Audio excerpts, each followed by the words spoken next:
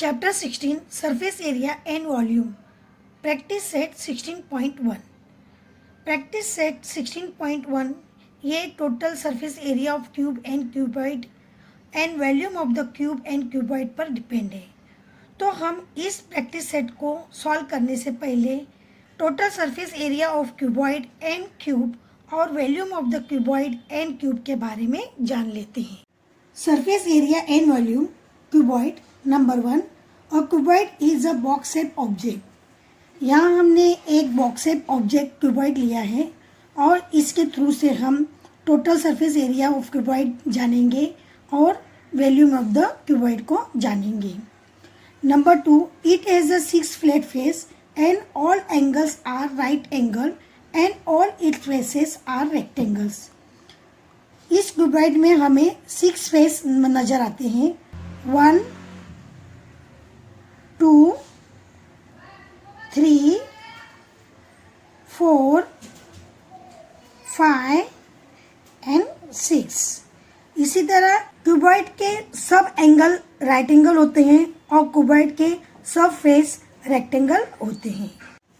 Number 3, its opposite face are equal and parallel to each other. Cuboid के opposite face जो होते हैं वो इक्वल होते हैं और एक दूसरे के पैरेलल होते हैं। Number 4, it is depend on length, breadth and height. और क्यूबॉइड हमेशा लेंथ, ब्रेथ एंड हाइट पर डिपेंड होता है। इस तरह हमने इस क्यूबॉइड के बारे में जान लिए हैं। अब इसका total surface area of cuboid कैसे फाइंड आउट करते हैं वो हम जान लेंगे। यहाँ हमने इस क्यूबॉइड का लेंथ एंड ब्रेथ लिया है। इसी तरह इसका ऑपोजिट फेस भी लेंथ इंटू ब्रेथ होगा। तो इसका मतलब है यहाँ पर हमें इस क्यूबॉइड का 2 लेंथ इंटू ब्रेथ मिला है। तो हमने यहाँ पर लिखा है length into breadth plus length into breath. अब हम यहाँ पर देखेंगे, यहाँ लेंथ हमने लिया है और यहाँ पर इसका हाइट लिया है। इसी तरह इसका ऑपोजिट फेस भी लेंथ इंटू हाइट होगा। मीन्स हमें यहाँ पर भी 2 लेंथ इंटू हाइट मिला है। तो हमने यहाँ पर लिखा है length into height plus length into height. इसी तरह हम यहाँ देखेंगे, यहाँ हमने ब्रेथ एंड हाइट लिया है। उसी तरह उसका ऑपोजिट फेस होगा ब्रेथ इंटू हाइट और उसे हम यहाँ पर लिख लेते हैं breath into height plus breadth into height. इस तरह हमने इस क्यूबॉइड के 6 फेस को यहाँ पर लिख लिया है। अब हम इसे यहाँ पर सॉल्व करेंगे। अब हम यहाँ पर देखेंगे, यहाँ हमें length into breath and length into breath हमें यहाँ पर 2 दिया गया है। तो हमने यहाँ पर लिखा 2 length into breadth plus length into height plus length into height. यहाँ पर हमें 2 लेंथ इंटू हाइट नजर आता है। तो हमने यहाँ पर लिखा प्लस 2 लेंथ इंटू हाइट। उसी तरह यहाँ पर breath into height plus breadth into height, ये भी हमें यहाँ पर 2 नजर आता है। तो हमने यहाँ पर लिख लिया है 2 ब्रेथ इंटू हाइट। अब हम यहाँ पर देखेंगे, यहाँ पर 2 ऑल टर्म में कॉमन नंबर है, इसलिए हमने 2 को साइड में लिख लिया है और जो बचा हुआ है उसे हमने यहाँ पर ब्रैकेट के अंदर लिख लिया है। 2 bracket length into breadth plus length into height plus breadth into height. इस तरह हमने total surface area of cuboid का फार्मूला फाइंड आउट कर लिया है। अब हम वॉल्यूम ऑफ द क्यूबॉइड को फाइंड आउट करेंगे। Volume of the cuboid is equal to length is not equal to breadth, breadth is not equal to height. हमने cuboid को देखा है, क्यूबॉइड का लेंथ जितना होता है उसका ब्रेथ उतना नहीं होता है और उसका हाइट भी अलग होता है। मीन्स यहाँ पर हम क्यूबॉइड को देखेंगे तो हमें यहाँ पर लेंथ, ब्रेथ एंड हाइट तीनों भी डिफरेंट नंबर में मिलते हैं। तो इसलिए हमें इसका वॉल्यूम फाइंड आउट करना हो तो इन तीनों को मल्टीप्लाई फॉर्म में लिखना होगा और उससे हम उसका वॉल्यूम फाइंड आउट कर सकते हैं। तो इसलिए हम लिखेंगे volume of the cuboid is equal to length into breadth into height. ये वॉल्यूम ऑफ द क्यूबॉइड का फार्मूला है। अब हम यहाँ पर क्यूब के बारे में जान लेते हैं। Cube number 1, a cube is a 3 dimensional solid object bonded by 6 square faces. यहाँ हम एक क्यूब से ऑब्जेक्ट को देखेंगे। इस ऑब्जेक्ट में हमें इक्वल 6 फेस नजर आते हैं, 1, 2, 3, 4, 5 एंड 6। क्यूब के 6 फेस होते हैं और एक दूसरे के ये इक्वल होते हैं। Number 2, a cube has 4 equal side and 4 equal angles. Cube के इक्वल साइड होते हैं और क्यूब के सब एंगल इक्वल होते हैं। ये हमें क्यूब के बारे में जानकारी मिल गई है। अब हम total surface area of cube को देखेंगे। Total surface area of a cube, हमें पता है कि area of the cube L square होता है, लेकिन इस क्यूब के 6 फेसेस है, इसलिए हमें एल स्क्वायर को 6 टाइम यहाँ पर लिखना होगा, मीन्स 6L स्क्वायर। इसलिए इसका टोटल सरफेस एरिया का फार्मूला होगा total surface area of a cube is equal to 6L square. अब हम volume of the cube find out करेंगे। Volume of a cube is equal to length is equal to breadth, breadth is equal to height. हमने cube में देखा है कि cube का जितना लेंथ होता है उतना ही उसका ब्रेथ होता है और उसकी हाइट भी उतनी होती है, मीन्स ये तीनों साइड से इक्वल होता है। तो हम इसको वॉल्यूम फाइंड आउट करने के लिए हम इसको मल्टीप्लाई फॉर्म में लिखते हैं, is equal to L into breadth into height. लेकिन हमने यहाँ पर तीनों को एल यूज किया है, लेंथ को भी हमने एल लिखा है, ब्रेथ को भी हमने एल लिखा है और हाइट को भी हमने एल लिखा है और इसे मल्टीप्लाई फॉर्म में यहाँ पर लिख लिया है। क्योंकि इन तीनों का मेजरमेंट इक्वल है, इसलिए हमने यहाँ पर अल्फाबेट एल को यूज किया है। तो length into length into length, तो ये हो गया लेंथ क्यूब। तो वॉल्यूम ऑफ द क्यूब होगा हमारा एल क्यूब। इस तरह हमने वॉल्यूम ऑफ द क्यूब भी फाइंड आउट कर लिया है। अब हम इस आधार पर 16.1 को सॉल्व करेंगे। Chapter 16 surface area and volume practice set 16.1। Question number 1, find the volume of the box if its length, breadth and height are 20 centimetre, 10.5 centimetre and 8 centimetre respectively. इस क्वेश्चन में हमें एक बॉक्स दिए गए हैं और उसके लेंथ, ब्रेथ एंड हाइट दी गई है और उसके आधार पर हमें उसका वॉल्यूम फाइंड आउट करना है। बॉक्स है और बॉक्स का length and breadth and height different number दिए गए हैं, मीन्स ये हमारा क्यूबॉइड है। तो हमें इसे सॉल्व करने के लिए वॉल्यूम ऑफ द क्यूबॉइड का फार्मूला यूज करना होगा। तो हम सॉल्व करते हैं solution. The length of the box L is equal to 20 centimetre, breadth B is equal to 10.5 centimetre, height H is equal to 8 centimetre. ये हमें ऊपर दिया गया है। अब हम इसका वॉल्यूम फाइंड आउट करेंगे। हमें पता है कि ये बॉक्स क्यूबॉइड है, इसलिए हम यहाँ पर वॉल्यूम ऑफ द क्यूबॉइड का फार्मूला लिखेंगे। अब ऊपर इसके मेजरमेंट दिए गए हैं, हम उस मेजरमेंट को नीचे लिख लेते हैं।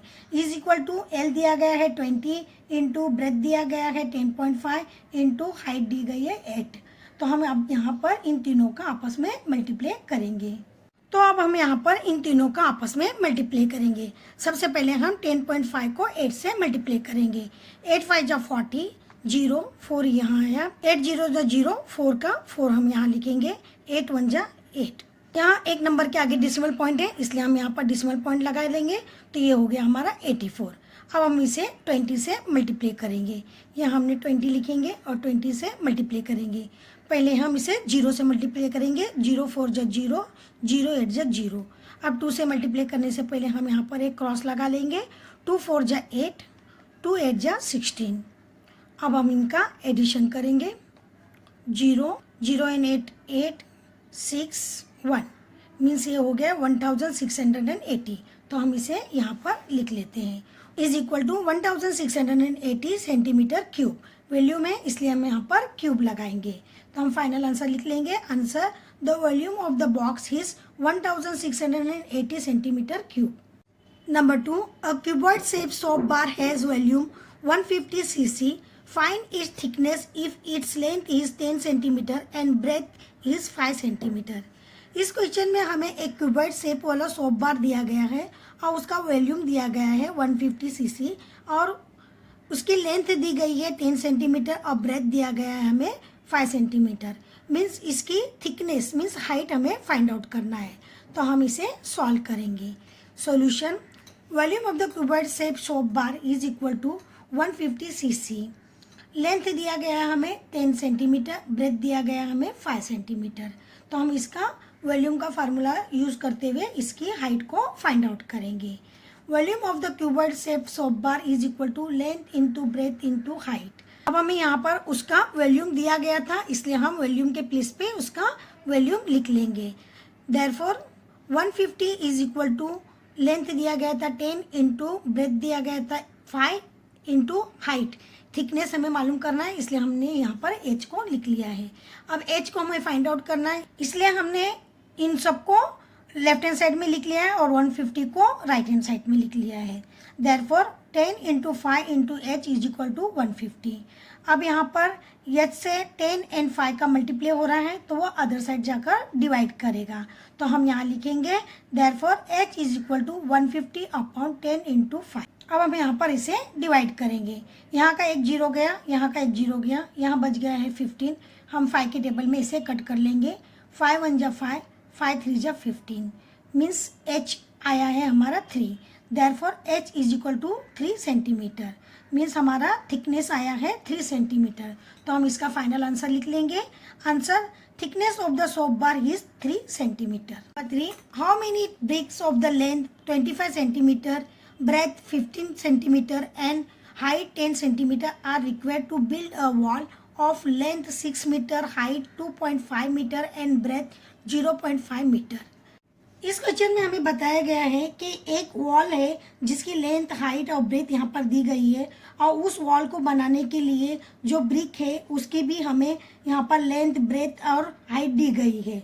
तो हमें इस क्वेश्चन में ये बताना है कि इस वॉल को बनाने के लिए दिए गए मेजरमेंट के हिसाब से जो ब्रिक है, तो हमें उस वॉल को बनाने के लिए कितने ब्रिक की जरूरत पड़ेगी। तो हम इस सम को सॉल्व करते हैं। Solution, length of the brick, length हमें ब्रिक का दिया गया है 25 सेंटीमीटर और ब्रेथ दिया गया है 15 सेंटीमीटर और हाइट दी गई है हमें 10 सेंटीमीटर। ये हमें ब्रिक का मेजरमेंट दिया गया है।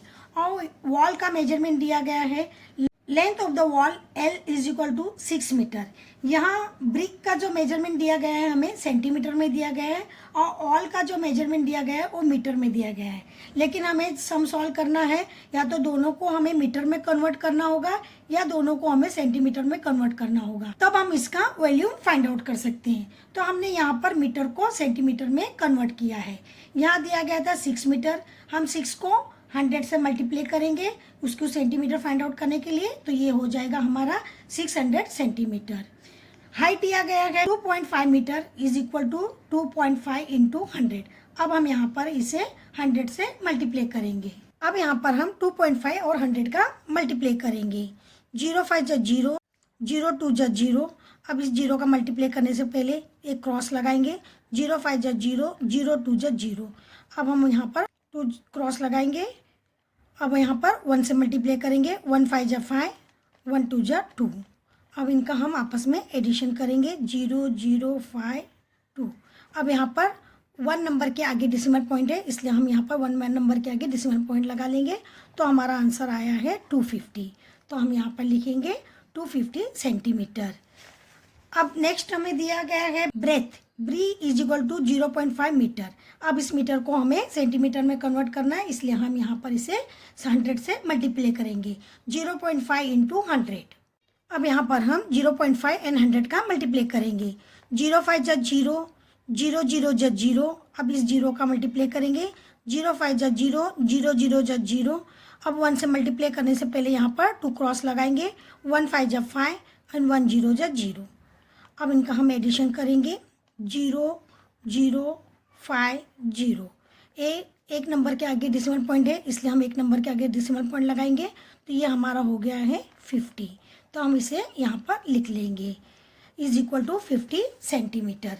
इस तरह हमने लेंथ ऑफ द वॉल का मेजरमेंट सेंटीमीटर में निकाल लिया है। हम यहाँ पर सबसे पहले volume of the brick find out करेंगे। तो हम यहाँ पर फार्मूला लिख लेंगे। Volume of the brick is equal to length into breadth into height. जो मेजरमेंट ऊपर लिखा है उसे हम नीचे लिख लेंगे। इज इक्वल टू लेंथ हमें दिया गया है 25, ब्रेथ हमें दिया गया है 15 एंड हाइट हमें दिया गया है 10। तो हमने इसे लिख लिया है।